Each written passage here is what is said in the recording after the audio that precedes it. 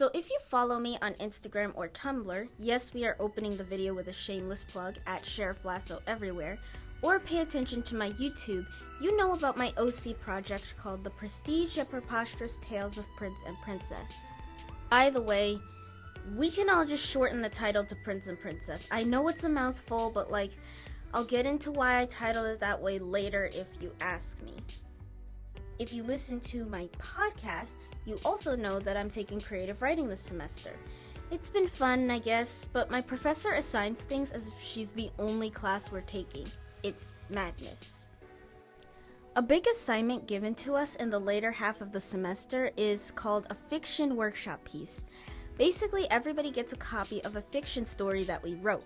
They read your story and write a letter to you, giving you feedback and critiques.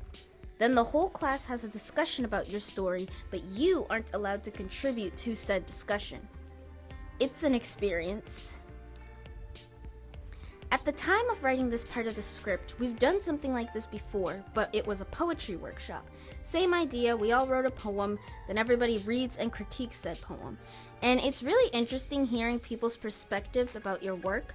Sometimes they point out things that you never really put much thought into, or draw conclusions that you never would have thought of in a million years. Now, I've been writing Prince and Princess for years now, but I've never really shared it with anyone outside of my friend group until 2022. No one has ever taken a deep dive into my work before, and I was excited for this workshop since I write all my stories as if someone is going to look into it real closely, and people connecting with my characters would mean the world to me. But enough about me, let's get into the bulk of this video, which is... I posted the story I wrote for the workshop on AO3, and I'll link it down below if you'd like to read it. It isn't too long because it wasn't allowed to be too long, but I'll give you a quick rundown of what the story's about. The story follows 5-year-old Prince and Princess who are butting heads with their butler, Servant. The children no longer wish to be confined to their car seats during car rides, however, Servant isn't having it. A lot of what people got from the story was that it was very cartoony, which was 100% the intention as I make cartoons. So I'm very happy about that. People said that it gave them vibes to Kids Next Door, Rugrats, and Phineas and Ferb, which was... Oh, shucks. You know, a lot of other people wrote stories that were really dark and grim. The person that was workshopped right before me wrote a story about a guy who mercy kills people for the greater good. And Prince and Princess will get dark sometimes, but this story really wasn't that. I thought it would throw people off, but they enjoyed it. It's weird. Anyway, I knew people would be confused by the jobs and titles are names thing, but they got really hung up on it, and I was fighting the urge to be like, guys, it is not that deep. In this world, most of the characters have names that align with their profession. The reason why started off as laziness, but then it kind of stuck. Trust me, I have tried so hard to give these characters real names, and I hated it. Besides, my characters in my other project all have names, so it's not like I'm incapable of doing it. Anyway, someone said that the lack of actual names makes the characters feel like placeholders. One person said she imagined her and her brother in this situation, which is interesting because I've heard that interpretation before. The fact that the characters don't have names allows the reader to project themselves onto said character. They also said that they imagined Prince and Princess to be the embodiment of little kids. Someone said they could see Princess in one of those little plastic Dollar Tree tiaras, which is adorable, not gonna lie. And they said they imagined Servant as a Charlie Brown adult where you never actually see what he looks like, which was something that I genuinely considered for him. In the story, I never described what the characters look like because 1, in a comic, you would see what they look like right away, and 2, I was intending on showing them the cover page anyway, which everyone said was, quote, so cute. I guess cuteness will just forever be my legacy. Also, someone asked where their parents are and why they aren't intervening in the kids' shenanigans, and I'm like, funny story. That's kind of why Prince and Princess's parents aren't in the equation, so they can get away with all of this tomfoolery. the story, Prince and Princess feel like Servant won't listen to them, so they have to resort to extreme measures. I like that people took that away from the story, because I struggle to articulate myself a lot of the time, and people will just assume my actions are malicious, and I don't know what I'm doing wrong.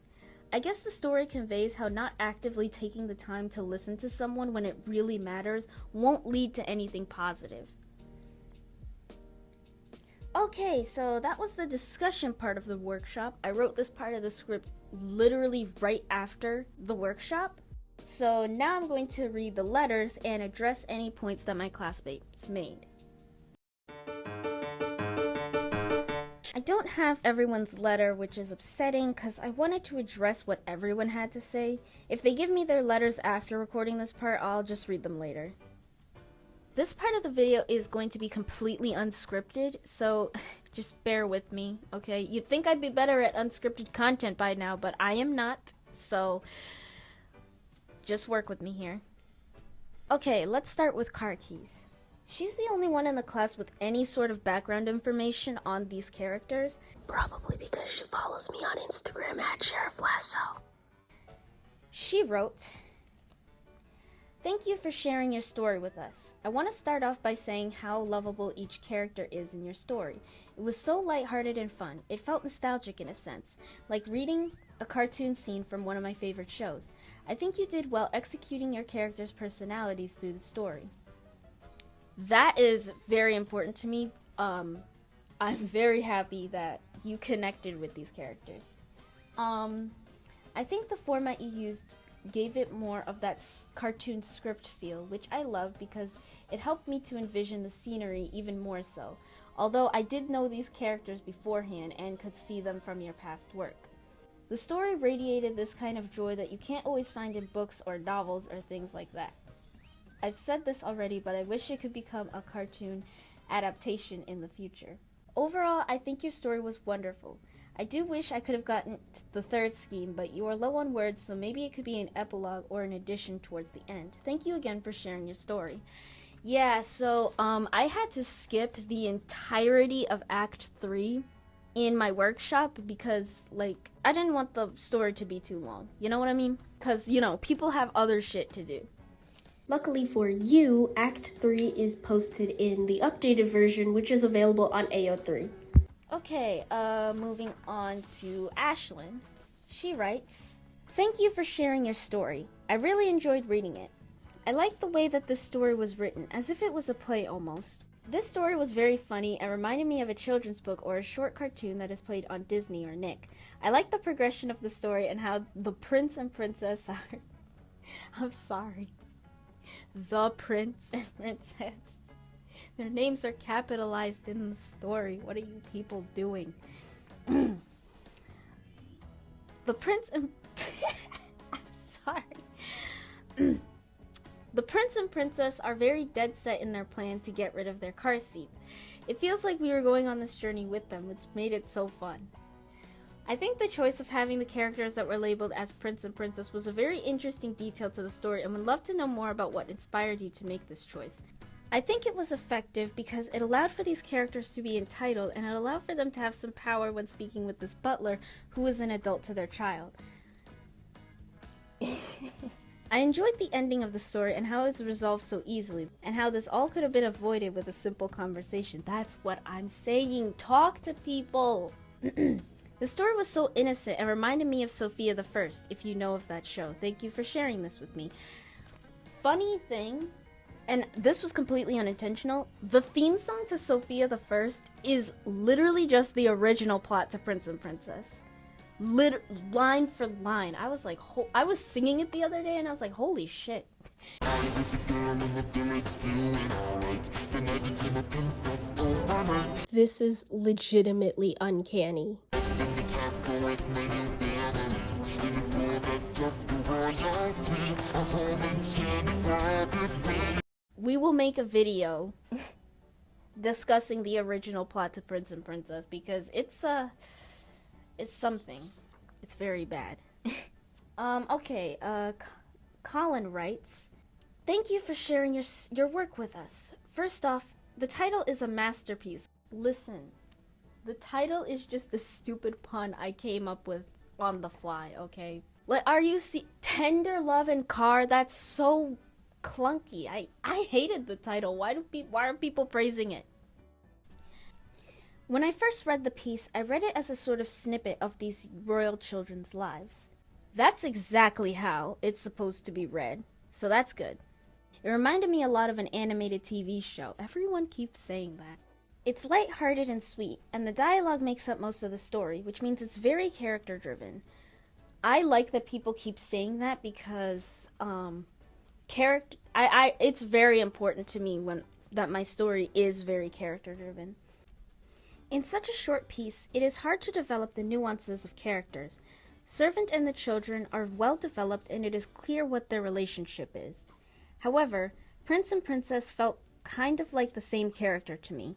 I got the vague notion that Princess is smart and Prince is not, but this is a pretty superficial difference. Yeah, I understand that. I do think that in the story I could give Prince a little bit more to do. I do feel like Princess she's kind of the main character in this story, and that was not my intention. They're both supposed to be the main character. So that is something I will be fixing in the final version. This is absolutely reasonable. They're both kids, and they still bounce off of each other and serve their purpose in the story. I think if you want to make this setup really stand out and give you a lot to work with, the characters of Princess and Prince could be more outlandish, more different, and more wacky. Even so, with only dialogue and actions and almost no description of the surroundings, it can start to feel like it needs a break in pace.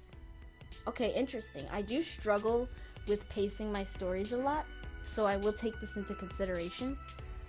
I'm giving you the benefit of the doubt and assuming it's written from the vision of a TV episode, in which case only describing action and dialogue is more appropriate. It was kind of written. I do kind of see these scenarios in my mind as if it's a TV show. So people keep making that connection and I'm like, damn, y'all. Alright, moving on to Donnie's letter. I really enjoyed reading your story. I love the bond between the servant and the children. The servant? You people know his name, use it. It drives the story along. I think the story is simple, which is suitable for your case. The story does not try to do too much and knows what it wants to be. The limited characters allow for a more focused plot and balanced character development. The story has a steady pace that doesn't feel like it's going too fast and missing details. I like the bits where you interject and tell details without dragging the story out. It's really smart. I like the relationship between the servant and the children. Like he is a parental figure in their lives since there is no mention of parents. I really enjoyed the teamwork of the kids. They were upset about something that an average child would be upset about. It kind of reminds me of a story in an episode of a sitcom. The child characters have a rather silly plan to do something. They make a few attempts and the story resolves at the end with a resolution. Yes, that is how resolutions work. I will do my best to make Prince and Princess feel like more distinct characters. One thing I will say is that Act 3 was going to be mostly Prince-centric, and obviously I had to cut it out for time. So yeah, in the final version, I think I will definitely be focusing on writing Prince, which he can be a hard character to write, but that's part of the fun, I guess. Okay, moving on. Okay, so Kate writes, I really enjoyed the story you submitted. The modern-day Prince and Princess was a really cool idea, especially when you made it focused only around these two young characters rather than introducing a king and queen. The mundaneness of carsey troubles is a clever dilemma for two royal children to have. It was like nothing I've ever seen before. I felt as though this should be an illustrated children's book or something of the sort, as the storyline would be so interesting to read as a younger child. I really enjoyed how Prince, Princess, and Servant did not have real names. This heightened the storybook element of the piece. I have a few minor critiques. You may want to revisit dialogue. Most of it was great, but occasionally the explanations and abruptness of the dialogue interrupts the story's flow a little bit.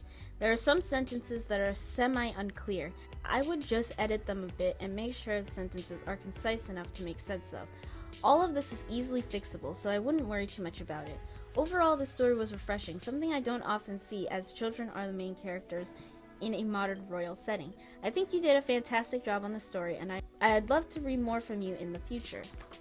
So her point about it feeling like a storybook, I do want to play around with a lot of fairy tale elements in Prince and Princess just because I think it would be funny.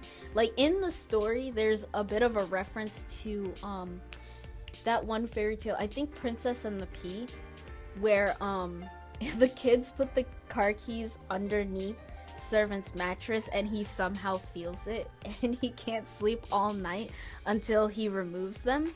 So I think it would be really fun to kind of like play around with those elements, and it would kind of add to the fantasy nature of the story because I do want to introduce that kind of stuff, but I'm not quite sure how to do it in a way that feels organic.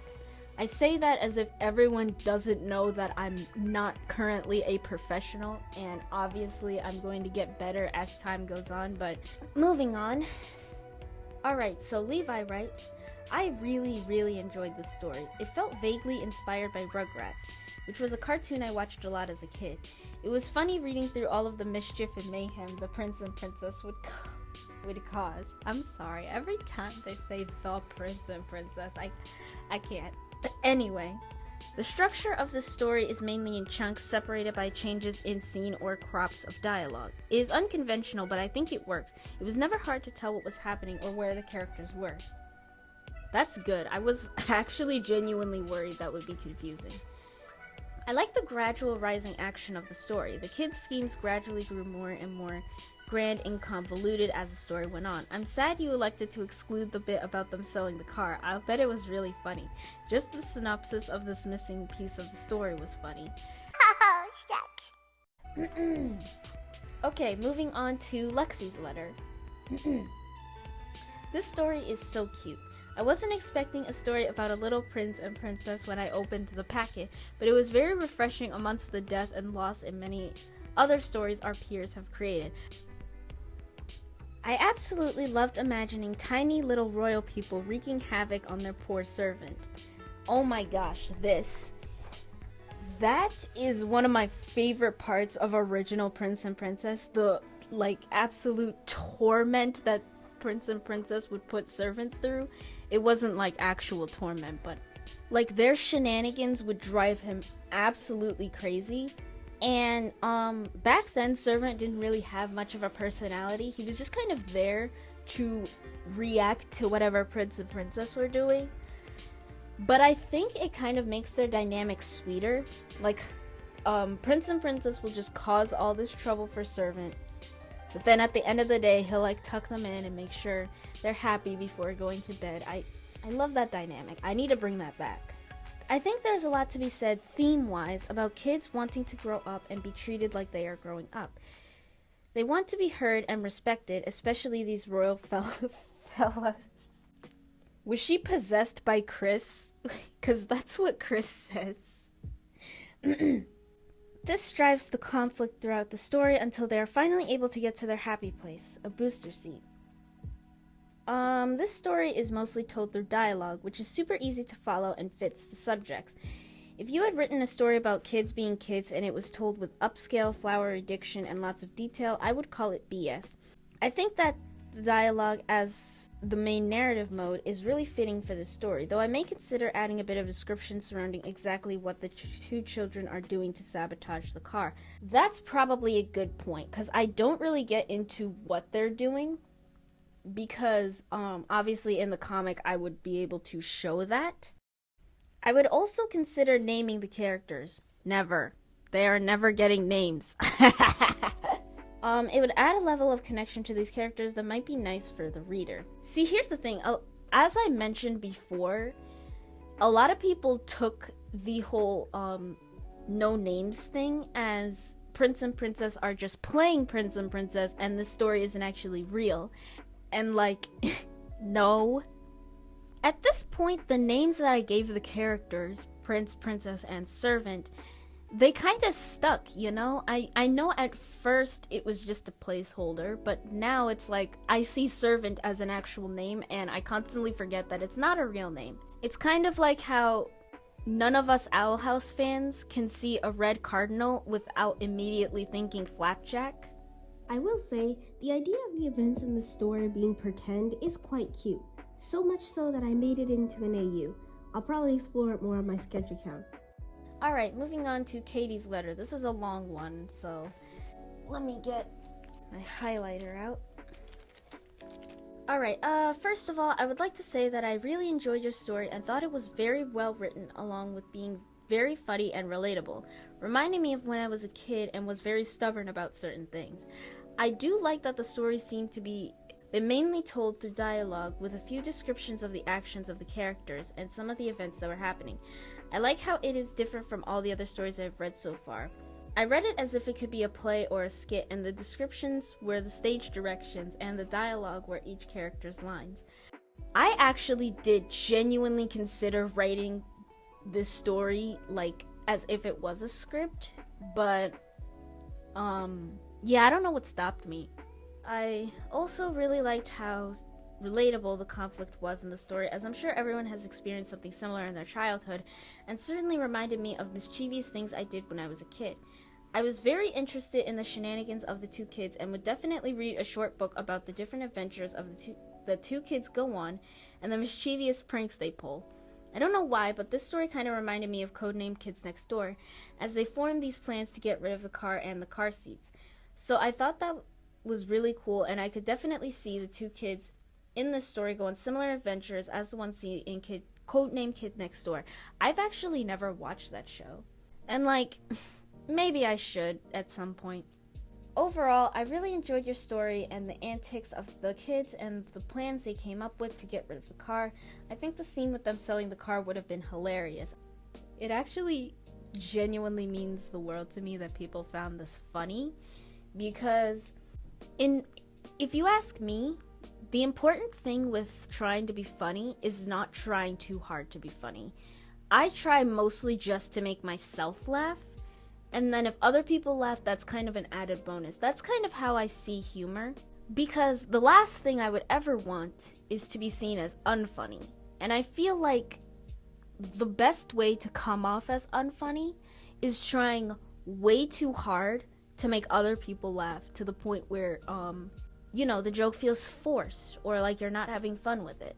That's kind of how I would define unfunniness, is trying way too hard to make other people laugh instead of just, actually having fun.